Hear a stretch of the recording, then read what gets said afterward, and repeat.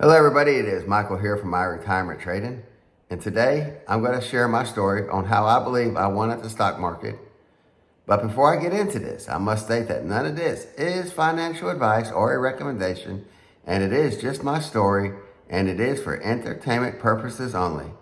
And while you're here, please hit the like and subscribe button, and I hope you enjoy.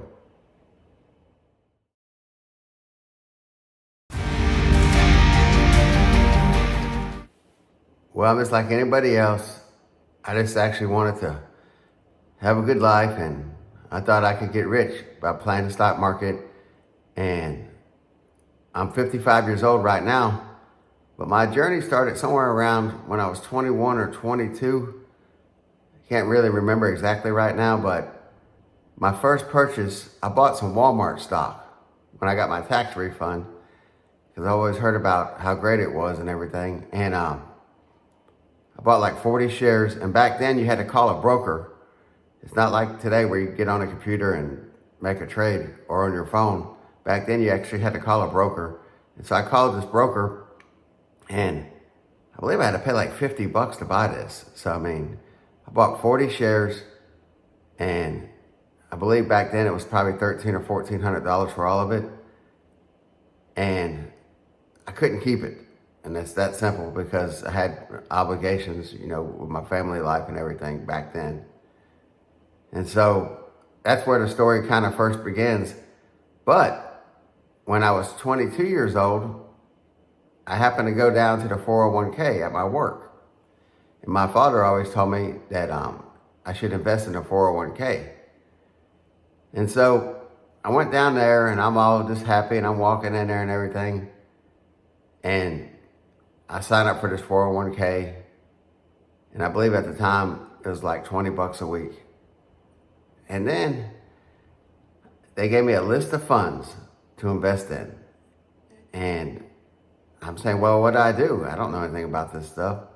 And they said, well, we can't tell you that, but here's a list of funds.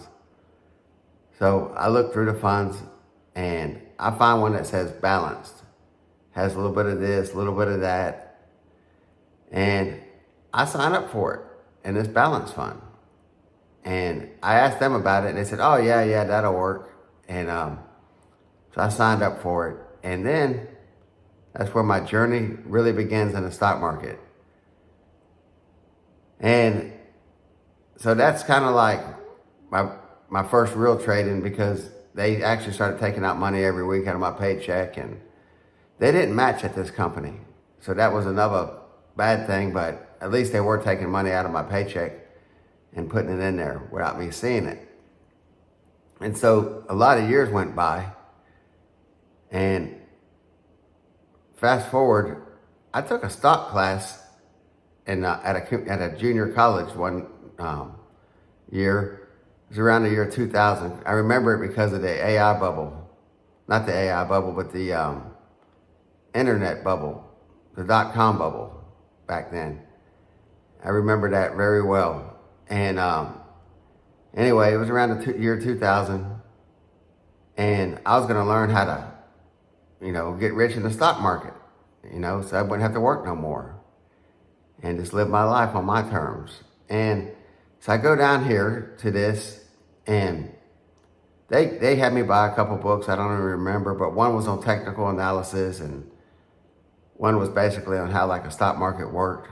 And they showed us some stuff that was kind of cool. Like one of the things, like they showed the futures, like on Yahoo Finance, like if you wake up in the morning and it's green, you're probably going to have a good day.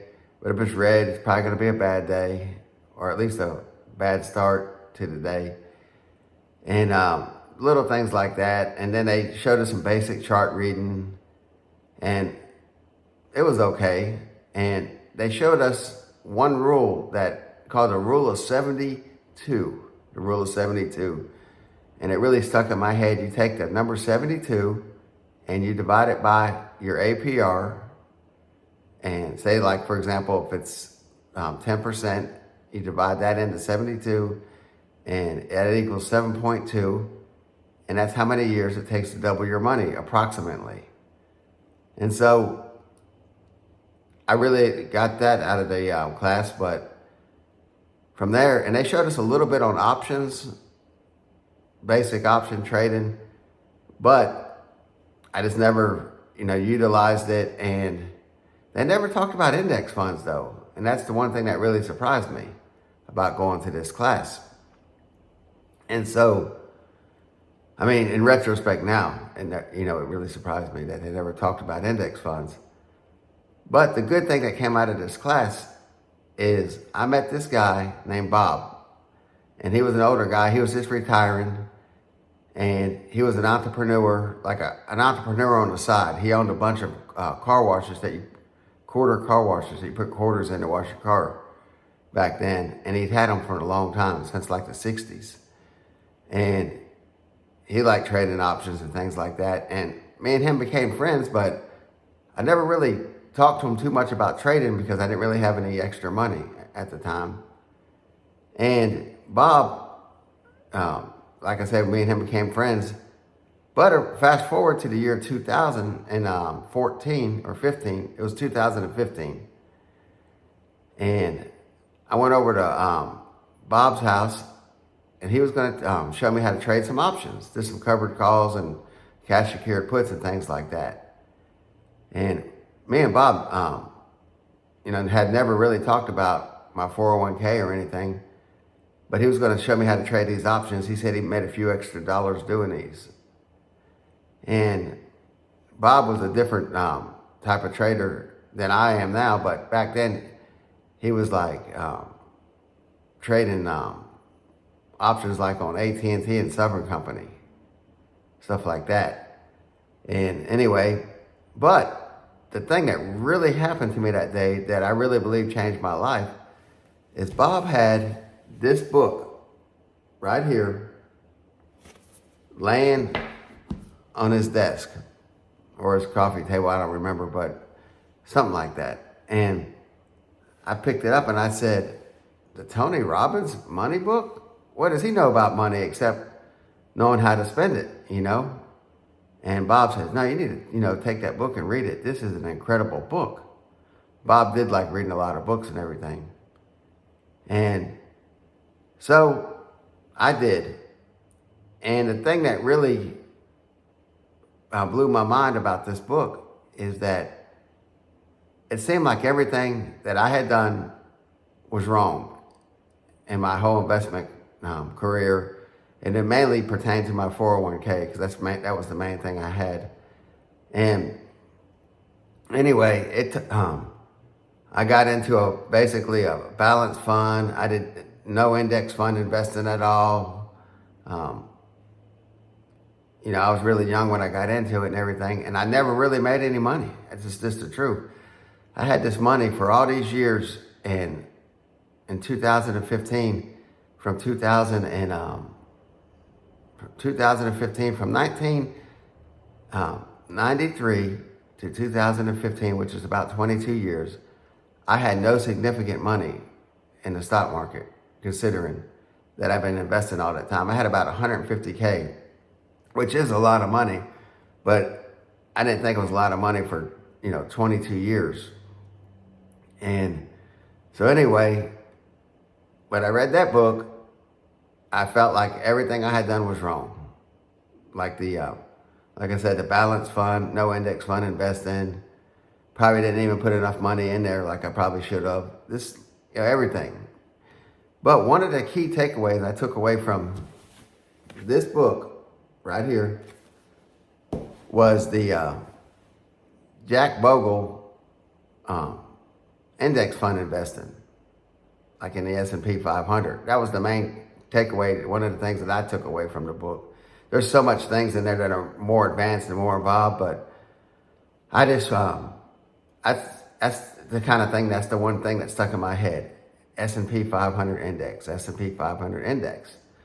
Well, I started doing research, and I found that, like a little article or a clip or something on the internet where Warren Buffett said that when he passed away that he'd like to have his family put 90 or 95%, I believe, in something like a Vanguard VU, an S&P 500 index fund, and then the rest of the money in some kind of cash asset. And that really stuck in my head. And I really just wanted to get my money out of my 401k since they didn't match it and put it in Vanguard VU.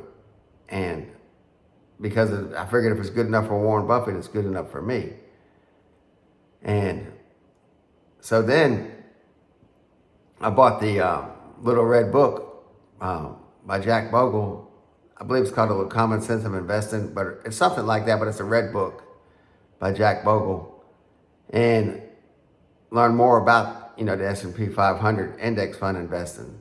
And so they told me I couldn't get my money out of my 401k at work, but they were changing providers. And I thought that'd be a great time to get the money out of there. And they said you still can't do it the way it was written or whatever. And so I was really disappointed, but I took a look at those funds that they had, and they had an S&P 500 index fund. And so I took everything I had and I put it in that S&P 500 index fund, but there was a little bit of a lag from when they took the money out of the one account and put it into the other account, and the market had went down after they took it out. So I got a little bit of a better pricing when they bought back in, since it went down. And so I did get a little lucky break there. But then, fast forward, it wasn't even no time. I'm like, this account's making some money, and I'm like, wow, where was this? I wish somebody would have told me about this, And so, fast forward, around 2020, I had over 300K in this at that time. And I'm like, wow, And so that was like a 2X. And I did put a little bit of money, but I was only putting in like $50 a week. And so, but yeah, I had doubled my money within about 5 years. And I'm like, wow, I wish somebody would have told me about this. So anyway, I decided to leave that job. And when I did, I had to roll my money over into an IRA. And I finally was going to get to buy my Vanguard VU that I had, been researching online. And so I did, and I put everything in Vanguard VU at the time, except for about 100K, and I put that in MGK by Vanguard. It's like a growth type fund they have. So I put some money in that, and then I had, the rest of it was in the S&P 500.